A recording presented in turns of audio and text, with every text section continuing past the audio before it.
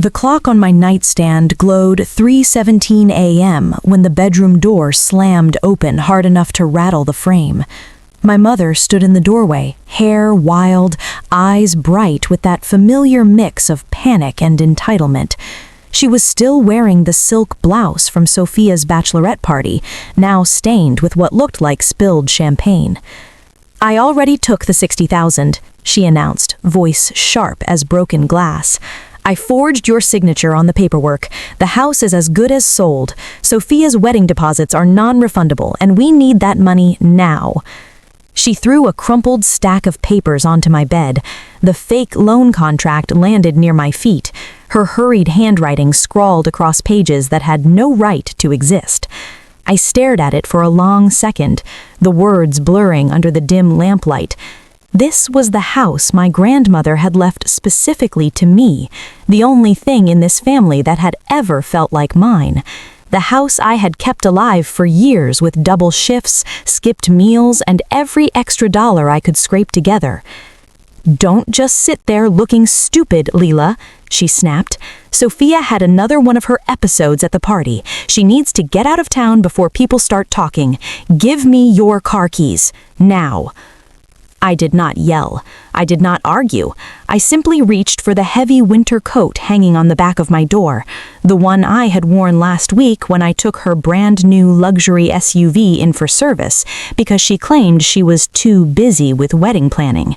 Inside the lining, zipped tight, were the spare keys to that very SUV, the gleaming black beast she had leased 3 months ago to impress the wedding vendors. I tossed the entire coat toward her. "Take the car," I said, voice steady and quiet. "Take the coat. Just go." She snatched the bundle from the air, relief flashing across her face for half a second. She thought she had won again. She thought she had my old, reliable sedan. She had no idea she was holding the keys to her own prized possession. Moments later, I heard the front door slam, then the engine roar, that deep, expensive growl of the luxury SUV. I walked to the window, but didn't pull the curtain fully open.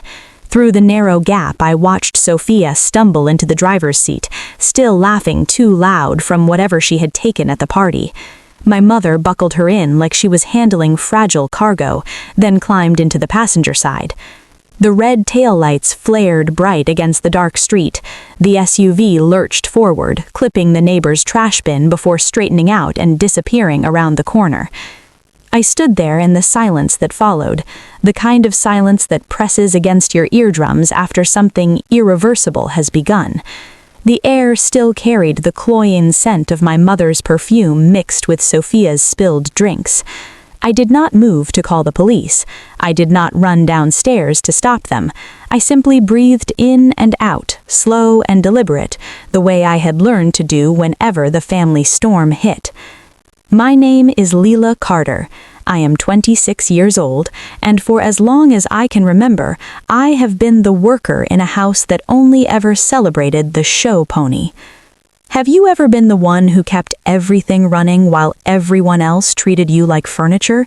The one who paid the bills, fixed the leaks, and stayed quiet so the golden child could keep shining? That hollow ache never really leaves. It just teaches you how to wait. I turned away from the window and looked at the crumpled contract still lying on my bed. My mother truly believed she owned this house because she had signed something years ago. She believed she could sell my grandmother's legacy at 3 in the morning to fund another one of Sophia's dreams. She believed I would simply accept it, the way I had accepted so many other thefts. She was wrong, because the worker sees everything. The worker learns every weak point in the machine, and tonight, while they sped off in her own luxury SUV, the first lever had already been pulled. I sat down on the edge of the bed, folded the fake contract neatly, and placed it on my nightstand. Then I waited for the sound I knew would come. The silence felt different now. It felt like the beginning of the end of something I had carried for 26 years. The house felt heavier after they left, as if the walls themselves were holding their breath. I sat on the edge of my bed for a long time, listening to the quiet tick of the clock and the distant hum of the refrigerator downstairs. The crumpled contract lay folded on my nightstand like a sleeping snake. I did not touch it again. Not yet. Instead, I walked to the small desk in the corner of my room, the one I had bought with my first diner paycheck at 17. I opened the bottom drawer and pulled out a plain black notebook. Inside were years of entries written in my neat, careful handwriting. Dates, amounts, signatures copied from documents I was never meant to see.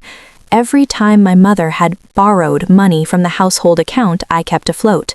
Every time she had sold something that belonged to me to fund Sophia's latest need. The sapphire earrings from Grandma's estate. The college savings I had quietly rebuilt twice. The repairs to the roof that I paid for while Sophia posted pictures from spring break in Miami. I flipped through the pages slowly, the way a surgeon studies scans before making the first cut. Page after page showed the same pattern. I was the mule. Sophia was the show pony. That had been the rule since the day I was born. My mother never said it out loud, but I felt it in every skipped birthday, every Christmas where my gifts were practical and Sophia's were extravagant. When I was 14, I worked weekends at the diner so we could keep the lights on.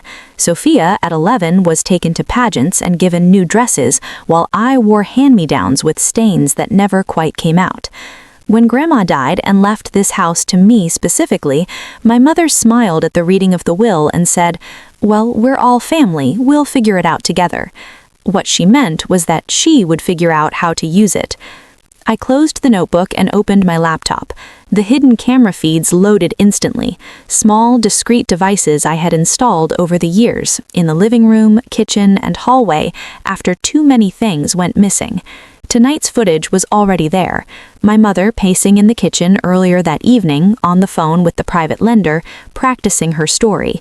Sophia laughing in the background, already half drunk, bragging about how the wedding would be the event of the year, and how Lila will understand once she sees the pictures. Understanding, that was the word my mother always used when she wanted something, as if my understanding was currency she could spend freely. I remembered the night I turned 18. Grandma had left me a small trust, not much, but enough for a used car and first semester books. My mother sat me down the next morning and explained how it would be better if we pooled everything for Sophia's dance competition season. "She has real talent, Lila. You're practical. You'll land on your feet." I signed the paperwork because I was tired of fighting. 2 weeks later, I saw Sophia driving a new convertible with my money shining on her wrist in the form of a gold bracelet. That was the day I stopped expecting fairness. That was the day I started watching. Down the hall, the spare bedroom door stood open. Sophia's wedding dress hung on the closet door like a white ghost.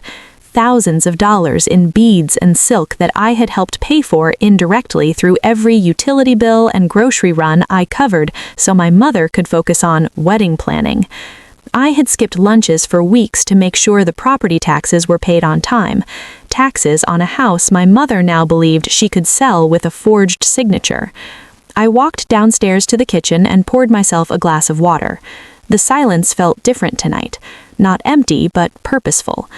I had learned long ago that love in this house meant sacrifice. My sacrifice. My mother called it family duty. I called it the benefactor's delusion. She truly believed that because she gave birth to me, because she had signed a few permission slips and co-signed a mortgage years ago, she owned every part of my life. The house was just the latest asset she planned to liquidate for Sophia's shine. But the worker sees the machinery. The worker knows which wires are loose and which levers will bring the whole system down. I checked my phone. No calls yet. They were probably still driving, laughing about how easy it had been to take what they wanted. Sophia behind the wheel of a car far too powerful for her current state, my mother riding shotgun like a proud enabler. I did not feel anger in the hot, explosive way most people do. Mine was cold and precise, the kind that had kept me steady through years of being erased. I thought about the luxury SUV speeding through the dark Midwest roads. I thought about the dash cam I had helped set up when my mother complained she didn't understand the technology. I thought about the quick claim deed I had in my safe, filed 6 months ago when I told her we needed to refinance to lower the payments. She had signed where I pointed, too busy planning centerpieces to read the fine print that removed her name from the title. I finished the water and rinsed the glass. The house creaked softly around me, the old bones of my grandmother's home settling for the night. For the first time in years, the weight on my chest felt lighter, not gone, but shifting. Because tonight, while they celebrated their latest victory in a car that wasn't theirs, the quiet daughter they had dismissed as the mule was no longer waiting to be noticed. She was simply waiting for them to make the mistake she had been counting on. The hours after midnight stretched long and thin, like frayed wire. I stayed downstairs in the living room with only one lamp on, its soft glow pooling on the wooden floor my grandmother had polished by hand decades ago. The house felt alive in the quiet, breathing with memories I refused to let them erase. I kept the hidden camera feed open on my laptop. The luxury SUV's dash cam, the one my mother had me set up because she couldn't be bothered with tech, streamed clearly. At 3:41 a.m., the headlights cut across the dark county road, Sophia behind the wheel, laughing too loud, her words slurring into the microphone I had access to. My mother's voice cut in, sharp and encouraging. "Just drive, baby. Lila won't do anything. She never does." Sophia took another swig from a bottle I couldn't see. "She's probably crying in that ugly little house right now. God, can you imagine if she actually tried to stop us, like she owns anything?" I watched without blinking. The cold precision in my chest didn't waver. This was the same voice that had mocked me at family dinners, the same laugh that rang out when my mother sold my grandmother's sapphire necklace for Sophia's prom dress, the mule and the show pony, the worker and the prize. The SUV swerved once, then again. Sophia was too far gone, whatever she had taken at the bachelorette party mixing dangerously with alcohol and entitlement. My mother's tone shifted from encouragement to nervous scolding, but she didn't tell her to pull over. She never stopped Sophia from anything that made her shine. I thought about calling. The old Lila, the one who had paid hospital bills after Sophia's accidents, the one who had covered rent when my mother spent money on pageant coaches, would have dialed 911 immediately. She would have run into the night in her pajamas, begging them to stop, fixing yet another mess so the family could pretend everything was fine. But that Lila had died slowly over years of being treated like furniture. Tonight, I stayed seated. My silence wasn't passive. It was deliberate. It was the only power I had ever been allowed to keep. The crash came at 3:58 a.m. It wasn't dramatic like in movies, just a sickening crunch of metal meeting guardrail, the screech of tires, and then the heavy thud of the SUV sliding into the drainage ditch.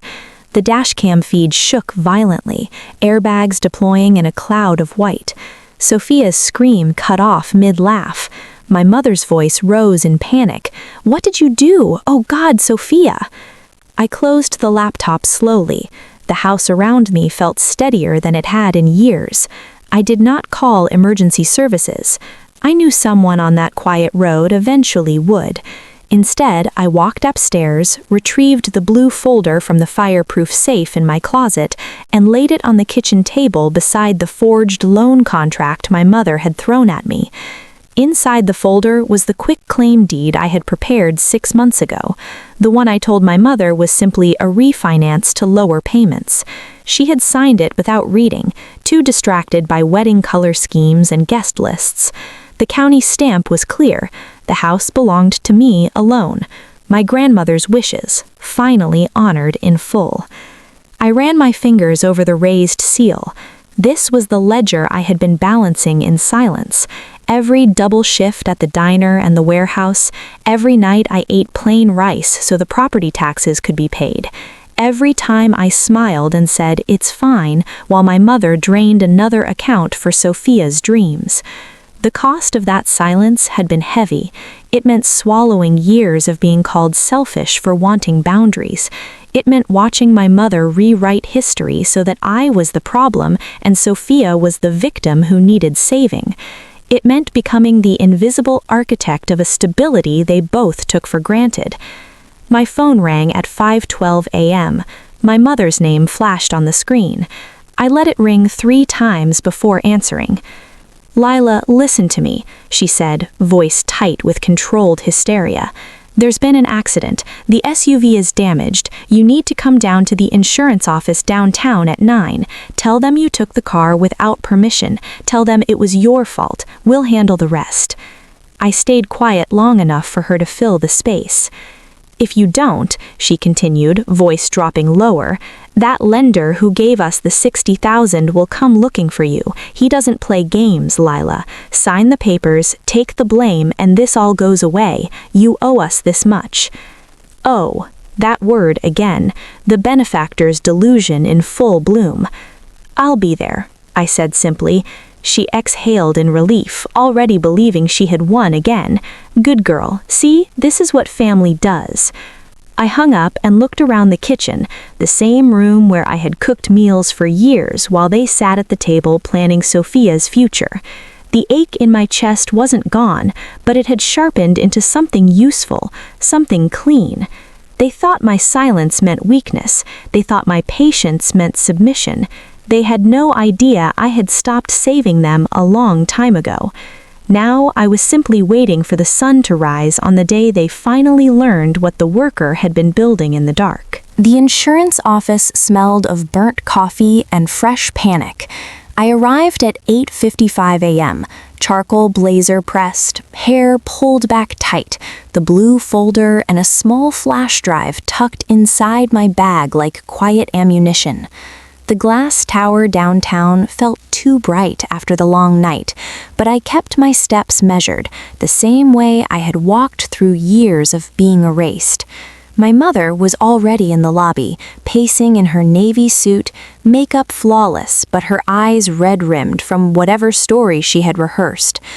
Sophia sat slumped in a corner chair wearing oversized sunglasses, nursing what looked like a brutal hangover. When my mother saw me, she forced a tight smile and yanked me into the hallway near the elevators. "You're going to tell them you took the car without asking," she whispered, breath hot against my ear. "You borrowed it for a late-night drive, got scared when it crashed and ran. Sign the affidavit. We'll handle the deductible and the lender. Do this for your sister." I looked at her for a long second, letting the silence stretch. "For family," I said quietly. She relaxed, mistaking my calm for surrender. "That's my good girl." We rode the elevator to the 12th floor in silence. The claims adjuster, Mr. Henderson, waited in a sterile conference room with a mahogany table and a stack of forms. The private lender, the man my mother had called Mr. Vance, sat in the corner, arms crossed, watching us like a debt collector who had already smelled blood. Henderson slid the affidavit across the table. Because the driver was excluded and the vehicle was taken without consent, the claim only pays if a covered family member admits fault. "Miss Carter, your mother says you took the SUV last night." My mother picked up the pen first, performing the role she had practiced all morning. Her voice trembled on cue. "It breaks my heart, but yes, Lila took the keys while I was asleep. I didn't know until the police called." She signed with a flourish and pushed the paper toward me. The trap was set. I let her believe she had closed it. I reached into my bag, set my iPad in the center of the table, and pressed play. The dash cam footage filled the screen in crisp, undeniable detail. Sophia's voice filled the room first, slurred, laughing, cruel. "Look at me driving Mom's tank. Lila's probably crying in that ugly little house right now. Who cares if I scarch it? Mom will just buy another one." The bottle clinked, the wheel jerked, the violent swerve, the crunch of metal, the airbags exploding, then silence. I paused it at the timestamp, 3:58 a.m. Henderson's bored expression sharpened into focus. "Mrs. Carter, is that your younger daughter driving?" My mother went ash gray. "It's fake. She manipulated it." I spoke without raising my voice. The footage is cloud-stored and time-stamped at the exact moment of impact. There are also interior home cameras that recorded you forging my signature on the loan papers last night and coaching Sophia to take the car. I opened the blue folder and slid the quitclaim deed across the table beside the forged contract she had thrown at me hours earlier. 6 months ago, you signed this refinance document. You removed yourself from the title to qualify for the lower rate. The house has been solely in my name since then. You accepted $60,000 for property you no longer own. That is theft by deception. Mr. Vance stood so fast his chair scraped like a threat. You said the girl would sign it over today. My mother spun toward him, frantic. She has to. I co-signed the original loan. I'm her mother. I own it. I leaned forward slightly, voice still calm. The math is simple. No car, no house to sell, and you already spent the money you stole from a lender who breaks legs for a living. Henderson picked up his phone.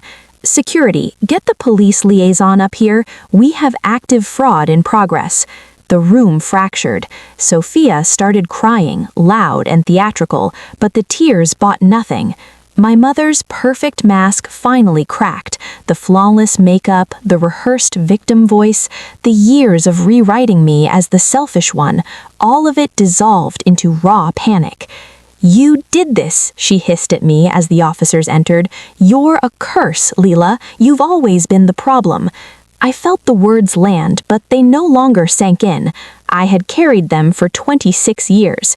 Today, they slid off like rain on glass. I didn't ruin you, I said quietly, meeting her eyes one last time. I simply stopped saving you from yourselves. The handcuffs clicked.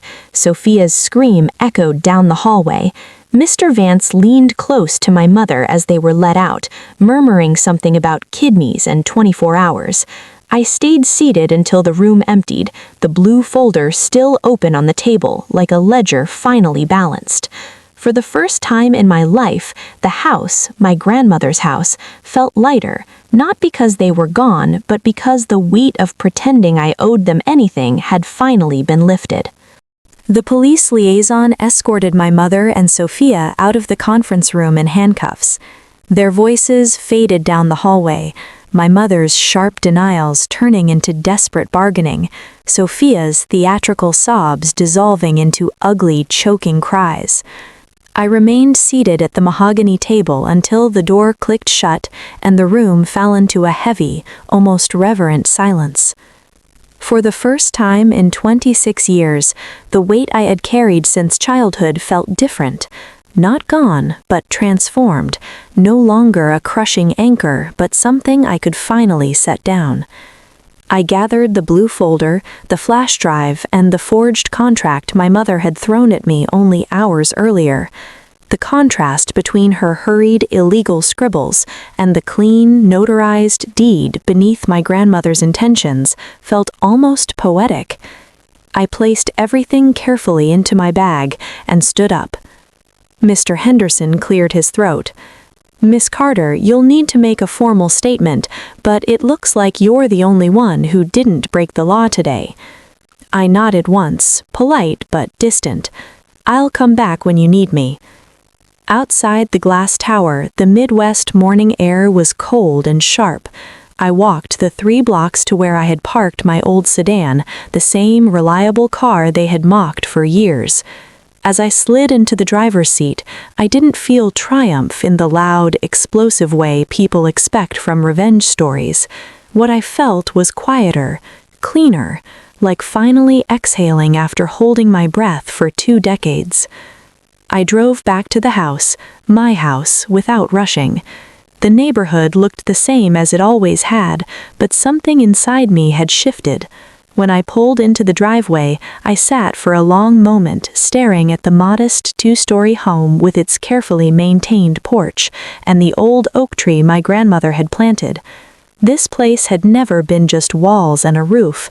It had been the one thing that proved I was worth something, even when my own mother treated me like an inconvenient expense. My phone buzzed. A message from my mother's number, probably dictated from the back of a police car. "You think you've won? You're dead to me. You've always been a curse." I read it once, then deleted it. The words no longer had power. I had stopped being the fixer the moment I chose silence over intervention. I had stopped being the mule the moment I decided the show pony could finally face the consequences of her own spotlight. Later that afternoon, my attorney confirmed what I already knew. The legitimate buyer I had quietly arranged with 2 weeks earlier had wired the funds. The house was now officially in escrow on my terms, not sold in a desperate midnight forgery, but transferred with dignity and full control. The $60,000 my mother had taken from the lender would become her problem, along with the fraud charges and the damaged luxury SUV she no longer legally possessed. I stood in the kitchen as evening light filtered through the windows, running my hand along the countertop where I had cooked countless meals while they planned Sophia's future. The ache was still there, the lonely years of being invisible, the stolen jewelry, the skipped meals, the constant rewriting of my worth, but it no longer defined me. I had not destroyed my family, I had simply stopped protecting them from themselves. As the sun dipped lower, I walked out onto the back porch and looked at the yard my grandmother had once tended. For the first time, the future felt like it belonged to me alone. No more balancing someone else's ledger, no more silence as survival. The worker had finally become the architect of her own life. I took a slow, deep breath of the cold evening air. The ledger was balanced, and for the first time in 26 years, I was free to write the next chapter in my own handwriting.